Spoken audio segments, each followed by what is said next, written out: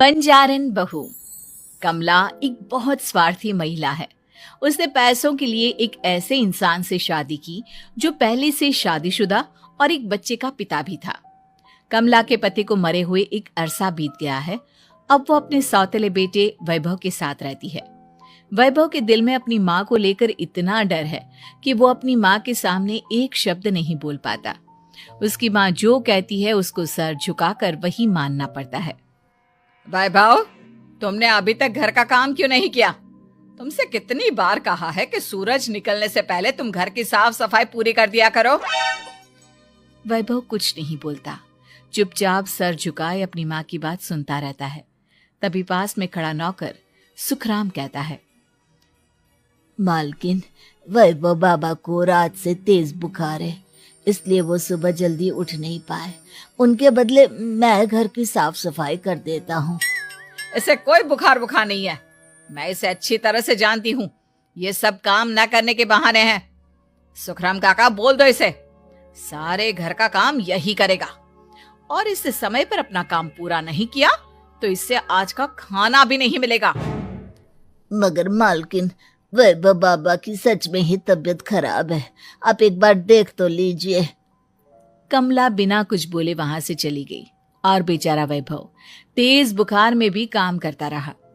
कमला वैभव की शादी एक ऐसी लड़की से कराना चाहती थी जो अनपढ़ हो और कमला से इसी तरह डरे जिस तरह वैभव डरता है, ताकि वैभव की सारी जायदाद और धन दौलत उसकी मुट्ठी में रहे। लेकिन आज के जमाने में ऐसी लड़की मिलना मुश्किल है। कमला कार में यही सब कुछ सोचती जा रही थी कि तभी रास्ते में, अरे ड्राइवर, तुमने कार क्यों रोक दी? और ये इतना शोर कैसा? मैडम, आगे कुछ बंजारों का खेल चल रहा है, इसलिए भीड़ लगी है। मैं अभी भीड़ को साइड में करवाकर कार निकालता हूँ। ड्राइवर भीड़ को साइड करके कार निकालने की कोशिश करने लगा कि तभी कमला की नजर रस्सी पर चल रही एक फुलवा नाम की बंजारन पर पड़ी। क्यों ना मैं इस बंजारन की शादी वैभव से करा दूं? ये तो अनपढ़ लग रही है, मेरे पैरों तले दबकर भी रहेगी। मुझे अभी इसके माँ बाप से बात करनी होगी। ये सोचकर कमला ने उन बंजारों से बात की और उन्हें शाम को अपने घर बुलाया। फुलवा के माता पिता वहां उसे लेकर आ गए। उन्होंने इतना आलीशान घर पहले कभी नहीं देखा था। अच्छा हुआ आप लोग आ गए। देखिए, मुझे घुमा फिरा कर बात करने की आदत नहीं है, इसलिए सीधे सीधे मुद्दे पर आती हूँ। मुझे आपकी बेटी बहुत पसंद है। मैं अपने इकलौते बेटे की शादी आपकी बेटी फुलवा से कराना चाहती हूँ। इसके बदले में आप जो चाहो वो ले सकती हैं। तभी फुलवा की माँ कहती है, ये क्या कह रही है मैम साहब? कहीं आप हमारी गरीबी का मजाक तो नहीं उड़ा रही ना? आप मेरे बेटे से मिल लो। अगर आपको मेरा बेटा पसंद आता है तो मैं कल से ही शादी की तैयारी शुरू कर दूंगी। सुखराम, वैभव को लेकर आओ। फुलवा अपनी माँ के कान में फुसफुसाती है, माँ, कहीं इस मेम साहब का छोरा पागल तो ना है? फुलवा अपनी माँ से बात कर रही होती है कि वैभव वहां आता है। फुलवा उसे देखती ही रह जाती है और उसके माता पिता उसकी शादी तय कर देते हैं। शादी वाले दिन किसी को फुलवा और वैभव की बेमेल विवाह की बात समझ में नहीं आती। फिर भी एक औरत कमला से पूछ ही लेती है, कमला जी, आपने अपने इकलौते बेटे की शादी देहाती गवार से क्यों करा दी?